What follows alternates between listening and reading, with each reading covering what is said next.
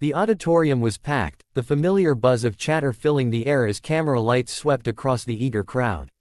Tonight's auditions had already delivered a roller coaster of emotions, some breathtaking, some heartbreaking, and some unforgettable. But no one yet knew that the man who was about to walk out from behind the curtain would shift the atmosphere into something no one in the room could ever forget. The host gave a gentle smile into the camera.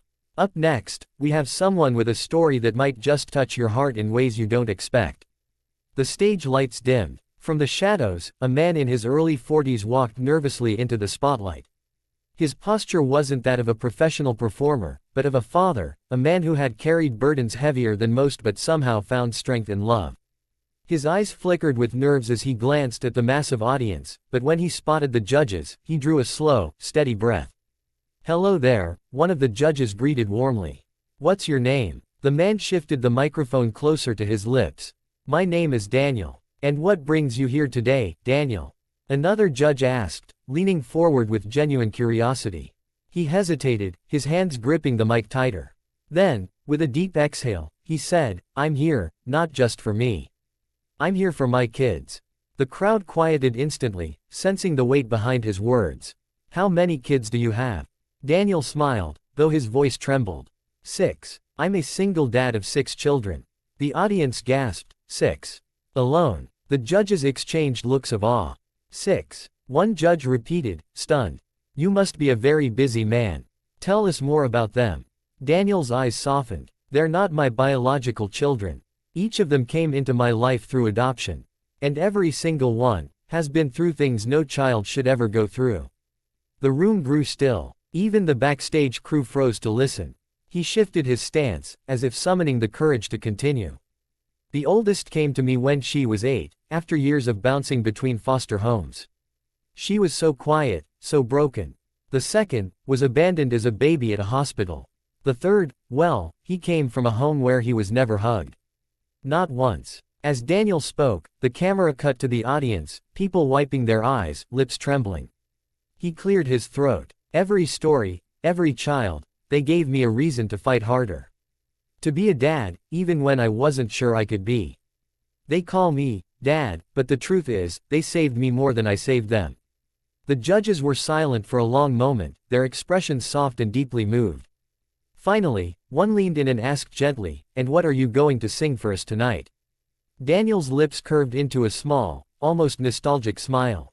"A Bee Gees song. Because when my kids are scared at night, or when they've had nightmares, I sing to them." And the Bee Gees, well, those songs became our little lullabies. "Tonight, I want to sing one for each of them." A hush swept over the audience, as though every person in the room realized they were about to witness something sacred. "Wow," whispered another judge, shaking her head. "Daniel, I think we're ready whenever you are." He nodded, took another deep breath, and stepped back as the lights shifted. But before the music began, he added softly into the microphone, "If you don't mind, I'd like to say something to my kids watching at home." The cameras zoomed in as his voice wavered. "To my 6 angels, this is for you. Every note, every word, is a reminder that you are loved, that you are safe, and that you will never, ever be alone again." The crowd melted into sniffles, audible even over the hushed microphones. Then, as the familiar chords of a Bee Gees classic began to play, Daniel closed his eyes. His trembling hands steadied on the mic. For a moment, he looked less like a contestant on a show and more like a father tucking 6 children into bed with a song.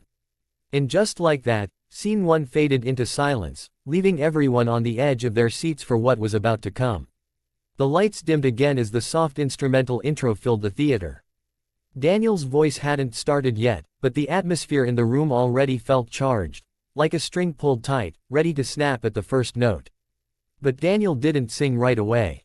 His mind drifted, uninvited, back into the moments that had made him the man standing here now. Glowing star memory won his first daughter. He remembered the first time he walked into a foster care center. It smelled faintly of disinfectant and crayons, a mixture that unsettled him. He had just filled out the endless paperwork, and the social worker led him to a small room where a thin, pale girl sat curled in a chair. She was 8 years old, with wide brown eyes that seemed too old for her face. "She doesn't talk much," the social worker whispered. "Don't take it personally." Daniel knelt down, careful not to startle her. "Hi," he said softly. "My name's Daniel. You don't have to say anything if you don't want to. But, would you like to come home with me?" The girl blinked, staring at him as though she didn't quite believe people could be kind. For a long while, silence hung between them. Then, with trembling hands, she reached out and took his fingers. That was it. No words. No promises. Just that tiny hand in his, saying more than any speech could. Glowing star memory to the baby in the hospital. Months later, Daniel got a call about a baby boy who had been left at the hospital. He remembered rushing into the neonatal ward, his heart pounding, terrified he wouldn't know how to be a father to a newborn. When the nurse placed the bundle in his arms, Daniel felt the weight of the world shift. The baby stirred, let out a weak cry, then nestled into his chest like he had been waiting for him all along. "Welcome home, little one," Daniel whispered, tears slipping down his cheeks. "You'll never be left alone again." The baby's tiny fingers curled around his shirt, and Daniel silently vowed that he would fight through any storm for this child. Glowing star memory 3. The boy who never knew a hug. Then there was the boy who had grown up in a house filled with shouting and coldness. When Daniel first met him, he was 5, sitting stiffly on a chair with his arms crossed tight. "Hi there," Daniel said warmly. "I'm not going to make you do anything you don't want to do. But if you ever want a hug, I give really good ones." The boy didn't answer. For weeks, after Daniel brought him home, he would flinch every time Daniel moved too close. But one night, after a nightmare woke him up screaming, Daniel rushed in. The boy was shaking, terrified. Without thinking, Daniel scooped him up, holding him close. "You're safe," he whispered over and over. The boy clung to him, sobbing into his shoulder, and didn't let go for nearly an hour. From that night forward, hugs became part of their daily ritual. Glowing star memory for the sister duo.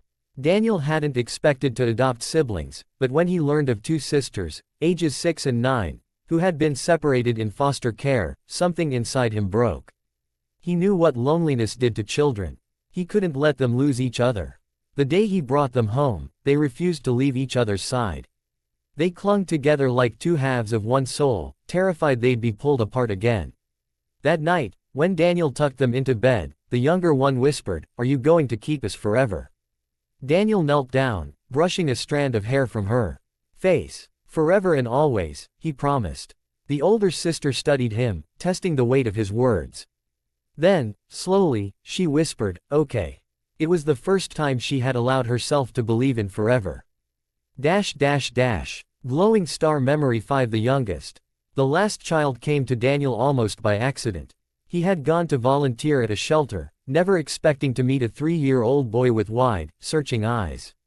The little one followed him everywhere that day, clutching his pant leg like he was afraid Daniel would disappear. When it was time for Daniel to leave, the boy cried so hard the staff had to hold him back. Daniel sat in his car for nearly an hour afterward, staring at the steering wheel, his heart torn apart. By the end of that week, the boy was home with him. The memories flooded Daniel so strongly that as he stood on the stage, he nearly forgot the cameras, the judges, the audience. He saw their faces, his children's faces, their smiles, their scars, their laughter, their tears. The music swelled, pulling him back to the present. He gripped the microphone tighter. "This," he whispered into the silence before singing, "is for all 6 of you." The first verse began, and Daniel's voice, warm, raw, imperfect but full of love, carried across the theater. Each lyric seemed less like a performance and more like a father's lullaby, a promise wrapped in melody. And somewhere, in living rooms across the country, 6 children were pressed close to the TV screen, hearing their father sing for them, not as contestants, not as an audience, but as his family.